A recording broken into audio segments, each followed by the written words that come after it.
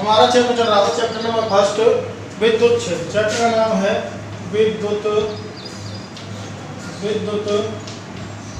क्षेत्र। ये चैप्टर हमारा चल रहा था, विद्युत क्षेत्र की बात कर रहे थे हम। तो इसमें मैंने आवेश के गुणधर्म पढ़ाए पूरे, ठीक है। और इसके बाद में हम बात करने वाले हैं कूलाम नियम। किसकी बात करेंगे? अगर कूलाम नियम से पहले एक नोट डालेंगे, एक नोट लिखेंगे, एक नोट डालेंगे। मैंने बताया कि अगर द्रव्यमान है, अगर कहीं इलेक्ट्रॉन जा रहा है तो वहाँ द्रव्यमान में क्या होती है? वृद्धि होती है। समझिए, आवेश ग्रहण करने पर द्रव्यमान में वृद्धि होती है, आवेश त्यागने पर, जब इलेक्ट्रॉन त्यागने पर मतलब आवेश में कमी हो रही है, द्रव्यमान में क्या हो रही है? कमी। ठीक है। आवेश का संबंध द्रव्यमान से होता है, अर्थात ऐसा नहीं हो सकता कि आवेश हो और द्रव्यमान ना हो। ठीक है, ऐसा नहीं हो सकता कि किसी भी वस्तु पर आवेश हो और द्रव्यमान ना हो, लेकिन ऐसा हो सकता है कि द्रव्यमान देखो ध्यान सुनो कि कोई वस्तु है, यानी कि द्रव्यमान में परिवर्तन होता है, इलेक्ट्रॉन के आदान प्रदान से द्रव्यमान में क्या होता है? परिवर्तन। किसी भी वस्तु पर यदि आवेश है तो द्रव्यमान होगा, ठीक है। लेकिन ऐसा हो सकता है कि आवेश शून्य हो और द्रव्यमान हो, समझ नहीं बात? ठीक है। लेकिन ऐसा कभी नहीं हो सकता कि उस पर आवेश हो और द्रव्यमान ना हो, समझ में नहीं बात? ठीक है। तो एक नोट डाल लिखेंगे, आवेश का संबंध द्रव्यमान से होता है, आवेश का संबंध द्रव्यमान से होता है, आवेश का संबंध द्रव्यमान से होता है। किसी भी वस्तु पर आवेश हो द्रव्यमान ना हो, ऐसा नहीं हो सकता। किसी भी वस्तु पर आवेश हो और द्रव्यमान ना हो, ऐसा नहीं हो सकता। लेकिन किसी वस्तु के पास द्रव्यमान हो, आवेश ना हो, यह हो सकता है। लेकिन किसी वस्तु के पास द्रव्यमान हो, आवेश ना हो, ये हो सकता है। किसी भी वस्तु के पास द्रव्यमान हो और आवेश ना हो, जैसे न्यूट्रॉन है, न्यूट्रॉन पर आवेश नहीं होता, लेकिन उसका क्या होता है? द्रव्यमान होता है। लेकिन किसी भी वस्तु पर यदि आवेश है तो उस पर द्रव्यमान होगा ही होगा, ठीक है। ऐसा कभी नहीं हो सकता किसी वस्तु पर आवेश हो और द्रव्यमान ना हो, ऐसा नहीं हो सकता। लेकिन ऐसा हो सकता है कि द्रव्यमान हो और आवेश ना हो। समझ में नहीं बात? ठीक है। तो अब इसी में हम आगे चर्चा करते हैं और आगे हम आपको एक वो नियम पढ़ाते हैं, कूलाम लॉ। कूलाम का नियम बहुत ही इंपॉर्टेंट है, तो हम बात कर लेते हैं अब कूलाम नियम। किसकी बात करते हैं? कूलाम का नियम। कूलाम का नियम, कूलाम के नियम की बात करते हैं। कूलाम लॉ, ठीक है। कूलाम के नियम की बात करते हैं कि कूलाम का नियम क्या होता है, ठीक है। तो कूलाम का नियम क्या होता है? कूलाम नामक वैज्ञानिक हैं, उन्होंने अपना एक नियम दिया है। और कूलाम का नियम क्या होता है? देखो, मान लिया कि ये दो आवेश हैं, एक Q1 है और एक है Q2। समझ में नहीं बात? इन दोनों के मध्य की दूरी है r। दो आवेश है Q1 और Q2, इन दोनों के मध्य की दूरी है स्मॉल r। कितनी है? स्मॉल r, इन दोनों के मध्य की दूरी। तो इन दोनों आवेशों के मध्य में एक बल कार्य करता है, ठीक है। और उसे कहते हैं स्थिर वैद्युत बल। क्या कहते हैं उसे? स्थिर वैद्युत बल कहते हैं। क्या कहते हैं? स्थिर वैद्युत बल, ठीक है। तो कूलाम का नियम कैसे आवेशों के लिए है? दो आवेश हैं और ये आवेश होने चाहिए बिंदुवत। कैसे होने चाहिए? बिंदुवत, बिंदुवत, और होने चाहिए स्थिर। कूलाम जो स्थिर वैद्युत बल है वो हमेशा दो बिंदुवत आवेशों के मध्य लगता है। कैसे आवेशों के मध्य लगता है? बिंदुवत आवेशों के मध्य लगता है और स्थिर आवेशों के मध्य लगता है। क्योंकि यहाँ हम आप स्थिर वैद्युतिकी पढ़ रहे हैं, तो हम स्थिर वैद्युतिकी के बारे में बात करेंगे, स्थिर आवेशों के बारे में बात करेंगे। तो दो स्थिर और बिंदुवत आवेशों के मध्य में स्थिर वैद्युत बल का कार्य करने लग जाता है। तो उसका मान कैसे निकालते हैं वो कूलाम ने बताया है, अपना नियम दिया है। सबसे पहले बात करेंगे बिंदुवत आवेश क्या होते हैं। बिंदुवत आवेश, ठीक है। बिंदुवत। तो बिंदुवत आवेश क्या होते हैं कि दो आवेश हैं, एक आवेश Q1 है और एक आवेश है Q2, ठीक है। यदि इन दोनों के मध्य की दूरी r, इनकी विमाओं की तुलना में, विमाओं में क्या आते हैं, लंबाई चौड़ाई ऊंचाई थी, यदि दो आवेशों के मध्य की दूरी उनकी विमाओं की तुलना में बहुत अधिक है, ये दूरी बहुत अधिक दूरी पे, इनकी विमाओं की तुलना में इन आवेशों के मध्य की दूरी बहुत ज्यादा है, तो ये दोनों आवेश बिंदुवत आवेश होंगे। कैसे आवेश होंगे? बिंदु पॉइंट चार्ज। कैसे होंगे? बिंदुवत आवेश होंगे। ध्यान से सुनो भैया, बिंदुवत आवेश क्या होते हैं? पॉइंट चार्ज किसे कहते हैं बेटा? पॉइंट चार्ज बहुत ही छोटे आवेश होते हैं। यदि दो आवेश हैं उनको हम बिंदुवत कब बोलेंगे? यदि दो आवेश हैं उनको बहुत ज़्यादा दूरी पर रख दिया जाए, ठीक है, उनकी जो विमाएँ हैं उस दूरी की तुलना में बहुत कम हो, ठीक है, या कह सकते हैं कि उनके मध्य की दूरी उनकी विमाओं की तुलना में बहुत ज़्यादा हो, तो ये दोनों आवेश पॉइंट चार्ज कहलाते हैं, ठीक है। दोनों आवेश कैसे कहलाते हैं? पॉइंट चार्ज कहलाते हैं, बिंदुवत आवेश कहलाते हैं, ठीक है। तो जो कूलाम का नियम है, कूलाम का नियम क्या कहता है कि दो स्थिर और बिंदुवत आवेश और वो रखे हुए हैं, या तो रखे हुए हैं हवा में या रखे हुए हैं निर्वात। कहाँ रखे हुए हैं? हवा में रखे हुए हैं या फिर रखे हुए हैं निर्वात। ध्यान से सुनो पहले नियम के बारे में, मैं नियम के बारे में बता रहा हूँ कि दो चार्ज हैं और दो कैसे चार्ज है? पॉइंट चार्ज है। बताओ कैसे चार्ज है? पॉइंट चार्ज, स्थिर बिंदुवत आवेश है और दोनों ही स्थिर अवस्था में है। कैसी अवस्था में है? स्थिर अवस्था में है, ठीक है, और एक दूसरे से स्मॉल r दूरी पर रखे हुए हैं, तो उनके मध्य में या तो आकर्षण का बल लगेगा या प्रतिकर्षण बल लगेगा। इन दोनों आवेशों के मध्य में जो बल कार्य करेगा उसे कहेंगे स्थिर वैद्युत बल। क्या कहेंगे? स्थिर वैद्युत बल। समझ में आई बात? इन दोनों के मध्य में जो बल कार्य करेगा उसका नाम क्या है? स्थिर वैद्युत बल है। क्या है? स्थिर वैद्युत बल कार्य करेगा। अब कूलाम ने बताया है कि दो यदि स्थिर आवेश हैं और बिंदुवत हैं, ठीक है, और निर्वात या वायु में रखे हुए हैं, तो उनके मध्य में कितना स्थिर वैद्युत बल कार्य करेगा? स्थिर वैद्युत बल आकर्षण का भी हो सकता है और प्रतिकर्षण का। यदि समान आवेश है, समान प्रकृति के आवेश है, तो उनमें क्या होगा? प्रतिकर्षण होगा। क्या होगा? प्रतिकर्षण होगा। यदि विपरीत प्रकृति के आवेश हैं तो उनमें क्या होगा? आकर्षण होगा। समझ में नहीं बात? ठीक है। तो कूलाम ने बताया कि दो स्थिर और बिंदुवत आवेश वायु या निर्वात में रखे हुए हैं, तो उनके मध्य लगने वाला आकर्षण या प्रतिकर्षण प्रकृति का बल दोनों आवेशों के, तो F बराबर में लगने वाला, वहां इनके मध्य में मान लिया F बल आकार करा, तो लगने वाला बल F दोनों आवेशों के गुणनफल के समानुपाती होगा। किसी समानुपाती होगा? दोनों आवेशों के गुणनफल के क्या होगा? समानुपाती होता है, ठीक है। और दोनों आवेशों के मध्य की दूरी, उन दोनों के मध्य लगने वाला बल दोनों आवेशों के मध्य की दूरी के वर्ग के क्या होता है? व्युत्क्रमानुपाती होता है। क्या होता है? व्युत्क्रमानुपाती होता है। जब इन दोनों को हल करते हैं तो हमारे पास क्या आ जाएगा? F बराबर में F समानुपाती का निशान Q1 Q2 अपोन में R स्क्वायर, ये आ जाता है। समझ में बात? ठीक है, हमारे पास क्या आ जाता है? ये आपके पास आ जाता है, ठीक है।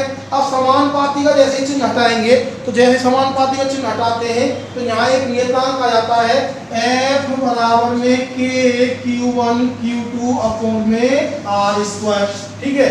तो दो स्थिर एवं बिंदुवत आवेशों के मध्य इतना बल कार्य करता है F बराबर K Q1 Q2 अपोन में R स्क्वायर। K एक समानुपाती नियतांक होता है, ठीक है, जिसका मान प्रकृति पर निर्भर करता है, किसी माध्यम की प्रकृति पर, और जो मात्रक पद्धति ली है उस मात्रक के चयन पर निर्भर करता है। समझ में नहीं बात? ठीक है। तो एक बार दोबारा इसकी हम बात करते हैं कि कूलाम का नियम क्या होता है। तो देखो कूलाम का नियम क्या होता है।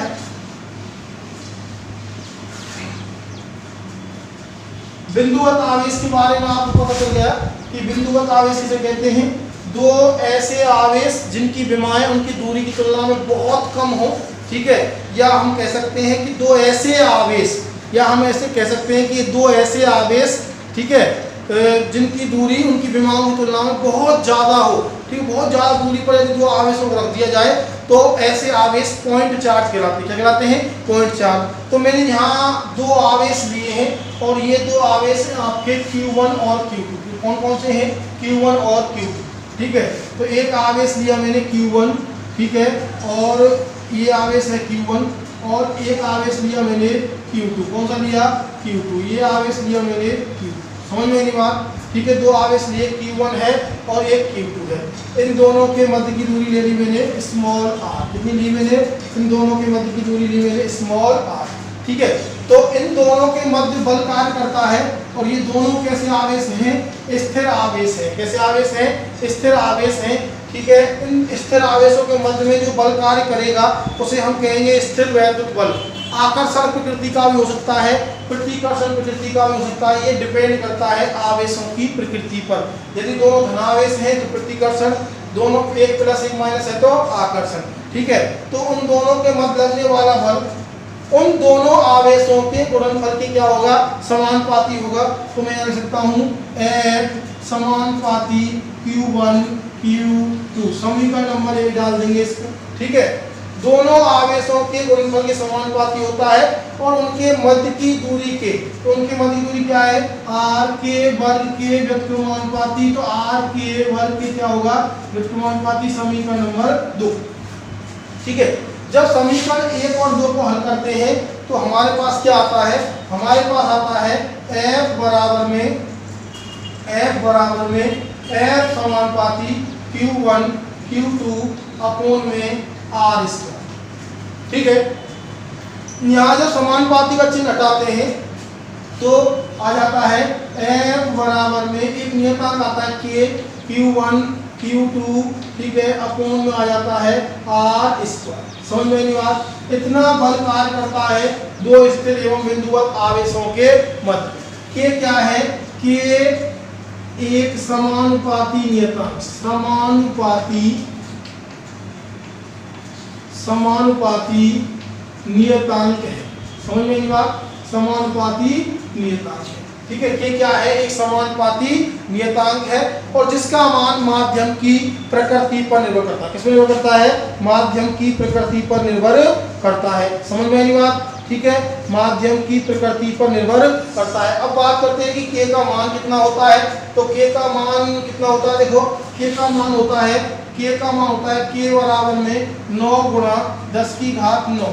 मात्रक देखो यहाँ से निकालेंगे, के का मात्रक निकालेंगे, r स्क्वायर निकल जाएगा ऊपर, बल का मात्रक न्यूटन, दूरी का मात्रक मीटर स्क्वायर, आवेश का मात्रक, आवेश दोनों पास चल जाएंगे, नीचे चल जाएंगे। ठीक है, समझ में आई बात? तो इनका मात्रक क्या हो जाएगा? न्यूटन मीटर स्क्वायर बटे में कूलाम, कूलाम इसका, कूलाम इसका, तो कूलाम का स्क्वायर। तो इसका मात्रक होता है न्यूटन मीटर स्क्वायर बटे में कूलाम का स्क्वायर। ये क्या होता है? इसका मात्रक होता है। समझ में आई बात?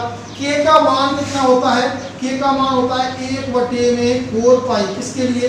के का मान निर्वात या वायु के लिए, निर्वात की बात करूं या फिर वायु की बात करूं तो के का मान होता है, के का मान बता ही दिया कि के का मान होता है के बराबर 1 बटे में 4 पाई एप्सिलॉन नॉट। ये जो चिन्ह है इसे एप्सिलॉन नॉट कहते हैं। क्या कहते हैं? इसे एप्सिलॉन नॉट। और ये माध्यम की विद्युतशीलता है। निर्वात की या वायु की क्या कहलाती है? विद्युतशीलता कहलाती है। समझ में आई बात? क्या कहलाती है? निर्वात की या वायु की विद्युतशीलता कहलाती है। ये जो इसका मान होता है एप्सिलॉन नॉट का मान यही बताएंगे हम। ठीक है, तो आपको यहाँ तक समझ में आया होगा। ये हमारे पास कूलाम का नियम होता है। अच्छा, कूलाम का नियम दूरी के वर्ग के व्युत्क्रमानुपाती होता है, इसलिए इसे व्युत्क्रम वर्ग नियम भी कहते हैं। और दो आवेशों के मध्य लगने वाला जो बल है, कूलाम बल है, उसकी दिशा हमेशा दोनों आवेशों को मिलाने वाली रेखा के अनुदिश होती है, या वो इधर होगी या फिर इधर होगी। दोनों आवेशों को मिलाने वाली रेखा के क्या होती है? अनुदिश होती है। समझ में? कूलाम का जो नियम है उसकी दिशा दोनों आवेशों को मिलाने वाली रेखा के अनुदिश होगी। कैसे होगी? दोनों आवेशों को मिलाने वाली रेखा में क्या होगी? अनुदिश होगी। ठीक है, तो आप हेडिंग डालो कूलाम का नियम। किसका नियम? कूलाम का नियम। और कूलाम नियम की हम बात कर लेते हैं। अब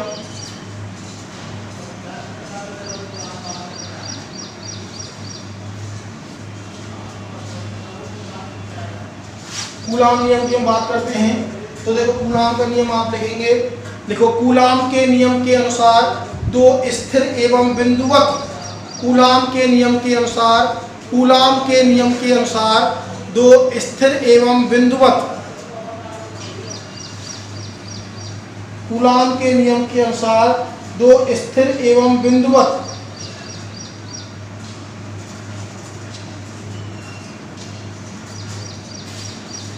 कूलाम के नियम के अनुसार दो स्थिर एवं बिंदुवत आवेश जो वायु ऑब्लिक निर्वात में स्थित है, जो वायु ऑब्लिक निर्वात, वायु ऑब्लिक निर्वात में स्थित हैं,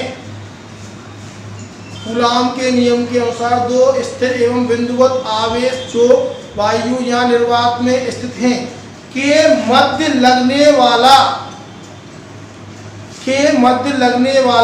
आकर्षण या प्रतिकर्षण, के मध्य लगने वाला आकर्षण या तो लिखिए आकर्षण या ऑब्लिक प्रतिकर्षण, प्रतिकर्षण कोष्टक लिखेंगे स्थिर वैद्युत बल, नाम दिया इसका स्थिर वैद्युत बल, कोष्टक लिखेंगे स्थिर वैद्युत बल के मध्य लगने वाला आकर्षण ऑब्लिक प्रतिकर्षण, कोष्टक में स्थिर वैद्युत बल, आकर्षण या प्रतिकर्षण। प्रकृति का बल दोनों आवेशों के गुणनफल के समानुपाती, दोनों आवेशों के गुणनफल के समानुपाती,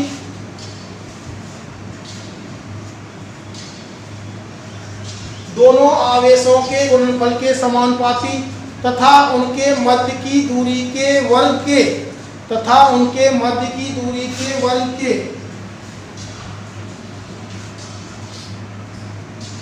तथा उनके मध्य की दूरी के वर्ग के व्युत्क्रमानुपाती होता है,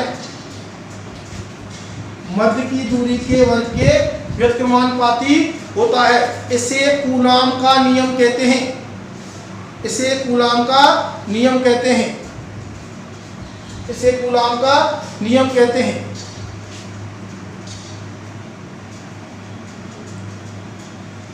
कूलाम का नियम कहते हैं।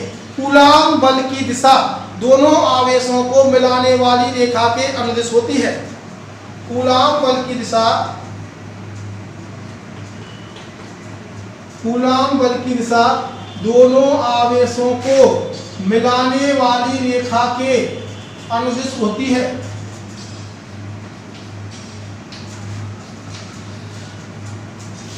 अनुदिश होती है।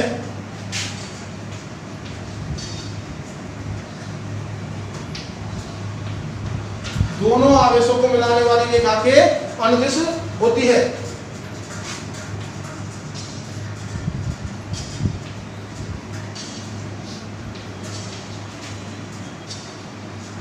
तो मैंने कूलाम बल निकाल दिया, Q1 Q2 अपॉन में R²,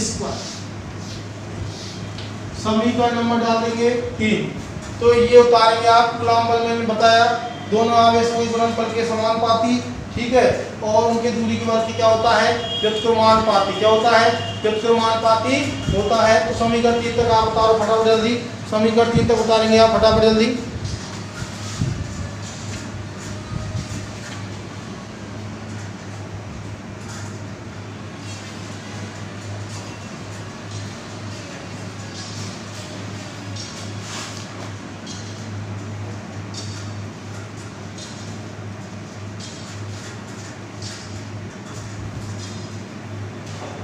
ठीक है, ये आकर्षण भी हो सकता है, आकर्षण लिख लेंगे यहाँ, या फिर आकर्षण या फिर प्रतिकर्षण।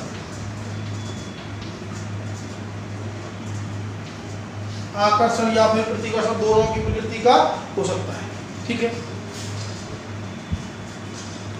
नीचे लिखेंगे के एक समानुपाती नियतांक है, के एक समानुपाती नियतांक है जिसे स्थिर वैद्युत बल नियतांक कहते हैं। नीचे लिखेंगे भैया के एक समानुपाती नियतांक है, जिसे स्थिर वैद्युत बल नियतांक कहते हैं। के एक समानुपाती नियतांक है,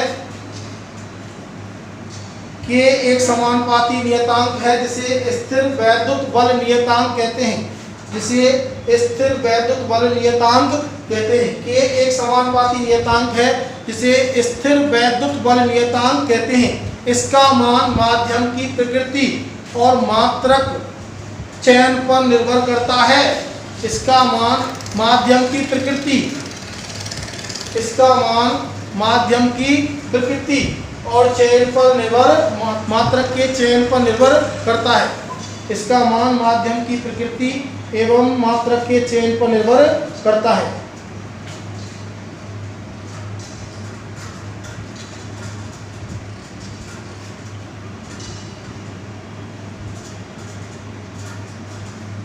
मात्रक की प्रकृति और चयन पर निर्भर करता है। समझ में आई बात? ठीक है। अब देखिए के का मान व मात्रक की बात कर लेते हैं। के का मान मात्रक क्या होंगे? ठीक है, तो यहाँ यदि लिखते हैं वायु या फिर निर्वात के लिए, वायु या निर्वात के लिए, वायु या निर्वात के लिए यदि बात करें, वायु या निर्वात के लिए यदि बात करें हम, तो वायु या निर्वात के लिए इसके मान क्या होंगे? तो देखो वायु या निर्वात के लिए इसके मान होंगे, तो देखो एसआई पद्धति में, एसआई पद्धति में, ठीक है, के का मान होता है के बराबर में 1 में 4 पाई एप्सिलॉन नॉट। ठीक है, 4 पाई एप्सिलॉन नॉट, इसे कहते हैं एप्सिलॉन नॉट, ऐसे बनाएंगे भैया एप्सिलॉन नॉट। या फिर इसका मान होता है, के का मान पूरा होता है और वो होता है 9 गुणा 10 की घात 9। मात्रक सुनो भैया, मात्रक सुनो, मात्रक क्या होगा? देखो मात्रक आर स्क्वायर इधर चला गया तो एफ गुणा में आर स्क्वायर बटे में Q1 Q2 आएगा। तो बल का मात्रक न्यूटन, दूरी का मात्रक metre square, Q1 Q2 coulomb into coulomb, coulomb का स्क्वायर। तो इसका मात्रक होगा न्यूटन मीटर स्क्वायर बटे में कूलम स्क्वायर। समझ में नहीं बात? इसका एसआई पद्धति में मात्रक होगा न्यूटन मीटर स्क्वायर बटे में coulomb square, newton metre square बटे में कूलम का स्क्वायर। ठीक है, ये मैंने सब क्या लिखा? मात्रक लिखा। ठीक है, ये कौन सी पद्धति में है? एसआई पद्धति। कौन सी पद्धति में है? एसआई पद्धति में। ठीक है, एसआई पद्धति, एसआई पद्धति, हाँ सीजीएस पद्धति में, सीजीएस पद्धति में, सीजीएस पद्धति में इसका मात्रक मान होता है के बराबर में 1। क्या होता है? के बराबर में 1। सीजीएस पद्धति में इसका मान कितना होता है? के बराबर में 1। अरे मात्रक देखो, न्यूटन का मात्रक क्या हो गया? डाइन। इसका मात्रक क्या हो गया? सेंटीमीटर स्क्वायर बटे में, ठीक है, स्टेट कूलम एसटीसी का स्क्वायर, स्टेट कूलम का स्क्वायर। सीजीएस पद्धति में क्या होगा? इसका मात्रक डाइन सेंटीमीटर स्क्वायर बटे में क्या आ जाएगा? स्टेट कूलम का स्क्वायर। ठीक है, ये उतारेंगे, फटाफट जल्दी उतारो। ये उतारेंगे, के का मात्रक ऐसा ही पद्धति, के का मान होता है 1/4 पाई एप्सिलॉन नॉट। अभी बताएंगे एप्सिलॉन नॉट क्या है, एप्सिलॉन नॉट क्या है यहाँ अभी बताएंगे। ठीक है, या के का मान पूरा होता है 9 गुणा 10 की घात 9 न्यूटन मीटर स्क्वायर बटे में कूलम स्क्वायर। 9 गुणा 10 की घात 9 न्यूटन मीटर स्क्वायर बटे में कूलम स्क्वायर। ठीक है, सीजीएस पद्धति में के बराबर मान होता है 1। मात्रक न्यूटन का डाइन होता है सीजीएस पद्धति में, मीटर का सेंटीमीटर स्क्वायर होता है और कूलम का स्टेट कूलम होता है। क्या होता है? स्टेट कूलम होता है। समझ में आई बात? ठीक है,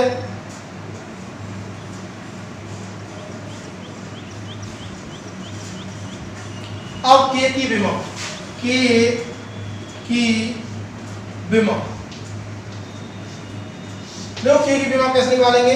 देखो भैया सूत्र बन गया, के का सूत्र बन गया, के का मान आ गया F into R square Q, हाँ क्या आ गया? Q1 और Q2, ये आ गया। ठीक है। तो के की विमा आप निकाल सकते हैं। के की विमा कैसे निकालेंगे आपको पता है। तो देखो ये के का मान निकाला मैंने। जब के का मान निकाला तो बल की विमा आप जानते हैं। तो बल की विमा जानते हैं कितनी होती है, m1l1t-2। दूरी की विमा क्या आती है, l2, ठीक है। और नीचे क्या आ जाए, कूलाम की विमा क्या होती है, a1 और t1 का स्क्वायर, ठीक है। तो विमा निकालेंगे देखो, तो यहाँ आ गया देखो m1 l2 और l1 l की घात 3 आ जाएगी। तो k बराबर में m1 l की घात 3, ठीक है। यहाँ देखो t की घात 2 ऊपर जाएगी, t की घात कितनी हो जाएगी 0, और a की घात 2 होगी तो ये किसकी हो जाएगी, माइनस की। किसकी हो जाएगी, माइनस की। समझ में आएगी बात, ठीक है। यहाँ देखो ऊपर जाएगी तो ये किसकी हो जाएगी, माइनस की हो जाएगी। तो माइनस की 2 तो है, माइनस की 2 है, माइनस की 2 ऊपर जाएगी तो t की घात कितनी हो जाएगी, माइनस की 4, और a की घात कितनी हो जाएगी 2, माइनस की 2। ये आपकी क्या आ जाएगी, विमा, ठीक है। विमा उतारेंगे फटाफट, के की विमा उतारेंगे तो के की विमा क्या हो जाएगी, बल की विमा लिखी है m1 l1 t-2, l2 लिखी दूरी की, q1 q2 आवेश है तो आवेश की विमा होती है a1 t1, और इस पे आवेश 2 है तो 2 का यहाँ गुणा करेंगे स्क्वायर आ जाएगा। तो यहाँ m1 आ गया, l1 l2 तो l की घात 3, और यहाँ 2 ऊपर जाएगा तो -2 है और -4, और ये ऊपर जाएगा a की घात 2 तो -2। ये इसकी क्या आ जाएगी, विमा आ जाएगी। क्या आ जाएगी इसकी, विमा। समझ में आई नहीं बात।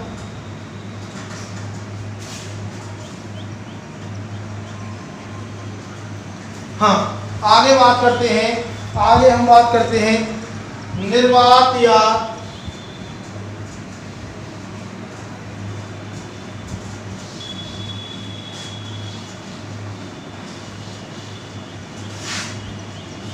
आगे बात करते हैं। जब आगे बात करेंगे तो यहाँ लिखेंगे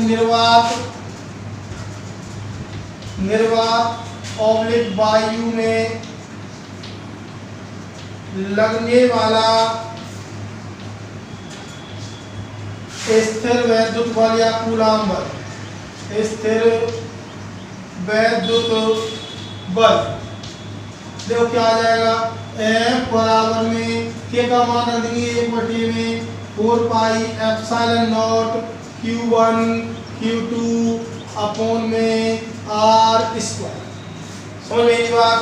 ये बल आ जाएगा निर्वात या वायु में लगने वाला बल आ जाएगा। एप्सिलॉन नॉट क्या है, एप्सिलॉन नॉट वायु या निर्वात की विद्युतशीलता कहलाती है। वायु या निर्वात की विद्युतशीलता कहलाती है। क्या कहलाती है, वायु या निर्वात की विद्युतशीलता क्या कहलाती है, वायु या निर्वात की विद्युतशीलता कहलाती है। तो यहाँ लिखेंगे एप्सिलॉन नॉट, यहाँ इसका नाम है एप्सिलॉन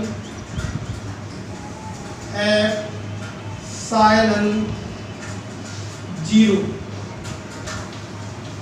ठीक है। एप्सिलॉन 0 निर्वात और वायु की विद्युतशीलता है। क्या है, एप्सिलॉन नॉट, एप्सिलॉन 0 निर्वात या वायु की विद्युतशीलता है, ठीक है। इसका मान कितना होता है,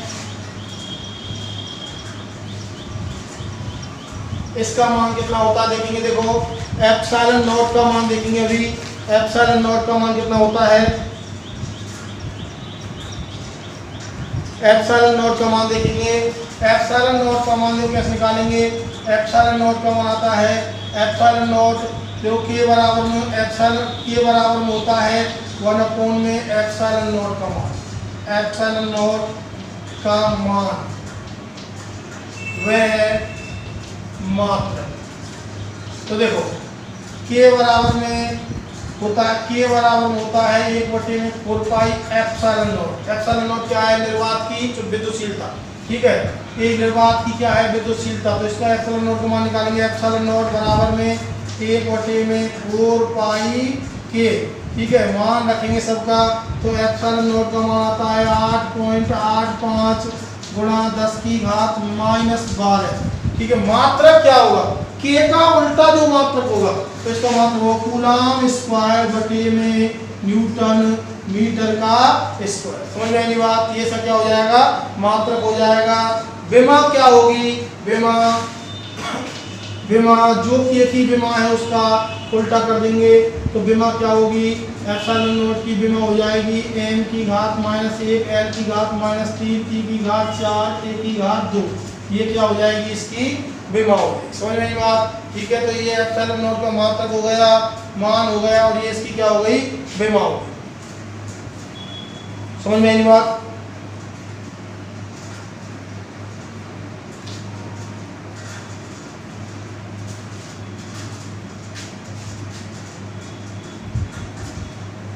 हाँ, आगे बात करते हैं इसकी, आगे बात करते हैं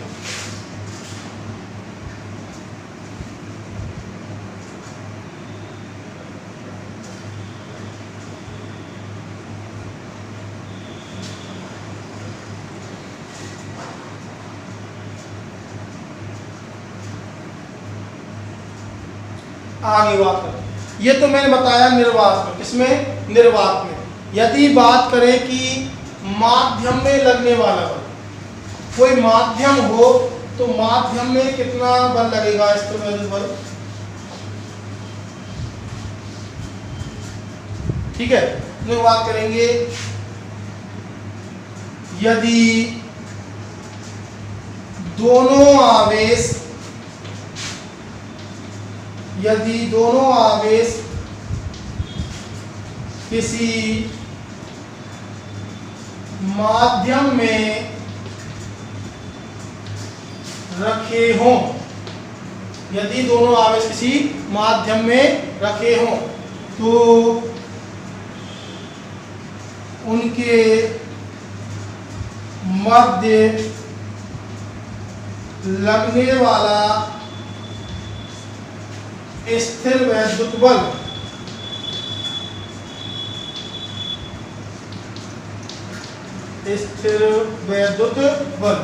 F बराबर में 1/4 पाई एप्सिलॉन, F बराबर में 1/4 pi epsilon Q1 Q2 upon में R स्क्वायर। ये माध्यम में लगेगा। ठीक है, यहाँ एप्सिलॉन है माध्यम की विद्युतशीलता। एप्सिलॉन क्या है? एप्सिलॉन क्या है? माध्यम की विद्युतशीलता।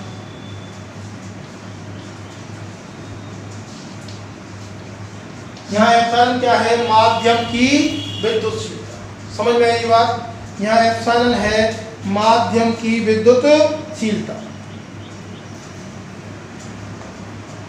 माध्यम की विद्युतशीलता। एप्सिलॉन है यहाँ माध्यम की विद्युतशीलता।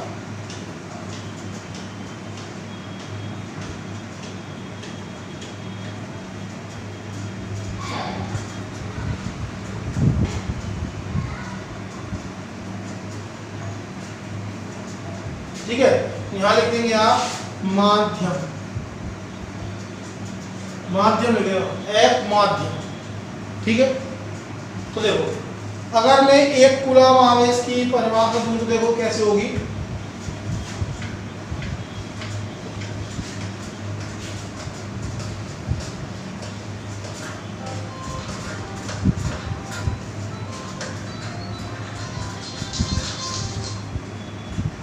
देखो F बराबर में है K Q1, या लिख सकता हूँ 1/4 में 4 pi epsilon not Q1 Q2 upon में R स्क्वायर। ठीक है, यदि Q1 बराबर Q2 1 कूलम हो और R बराबर में 1 मीटर हो तो F बराबर में कितना आ जाएगा? ये आ जाएगा 1/4 पाई एप्सिलॉन नॉट, और उसका मान कितना होता है? 9 × 10⁹ न्यूटन आएगा। ठीक है, तो ये क्या निकल के आया? यदि दो समान परिमाण के आवेश एक दूसरे से 1 मीटर की दूरी पर स्थित हों और उनके मध्य में 9 × 10⁹ न्यूटन बल कार्य कर रहा है तो प्रत्येक आवेश का परिमाण कितना होगा? 1 कूलम होगा। कितना होगा? 1 कूलम होगा। समझ तो इसको लिखो, नीचे लिख देंगे इसको उतारेंगे फटाफट जल्दी।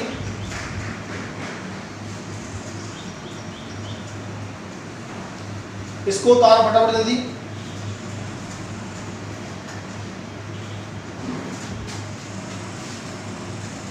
हाँ, तो नीचे देखो, यदि दो समान परिमाण के आवेश एक दूसरे से 1 मीटर की दूरी पर स्थित हों, यदि दो समान परिमाण के आवेश एक दूसरे से 1 मीटर की दूरी पर स्थित हों, यदि दो समान परिमाण के आवेश एक दूसरे से 1 मीटर की दूरी पर स्थित हों और उनके मध्य 9 × 10⁹ न्यूटन बल कार्यरत हो, तो प्रत्येक और उनके मध्य 9 × 10⁹ न्यूटन बल कार्यरत हो, 9 × 10⁹ न्यूटन बल कार्यरत हो, तो प्रत्येक आवेश का परिमाण 1 कूलाम होगा। तो प्रत्येक आवेश का परिमाण 1 कूलाम होगा। प्रत्येक आवेश का परिमाण 1 कूलाम होगा। तो ये मैंने आज आपको मैंने कूलाम का नियम बताया, ठीक है। कूलाम के नियम की लिमिटेशंस क्या है, सीमाएं क्या है, बाद में बताएंगे अगले लेक्चर में। इसके बाद एक टॉपिक पढ़ाएंगे परावैद्युतांक, ठीक है। परावैद्युतांक किसे कहते हैं, या विशिष्ट विद्युतशीलता किसे कहते हैं, आपेक्षिक विद्युतशीलता किसे कहते हैं, वो हम अगले लेक्चर में बात करेंगे, ठीक है। आज के लिए कूलाम बल तक ही पढ़ाया है, फिर से कुछ क्वेश्चन कराने का प्रयास करेंगे। समझ में नहीं बात? आप डेली पढ़ें, कंटिन्यूअसली पढ़ें इन चैप्टरों को। ये सभी न्यूमेरिकल चैप्टर हैं और इनको आप पढ़ें, थ्योरेटिकल नहीं है भैया, इनको आप पढ़ते रहें सर। धन्यवाद।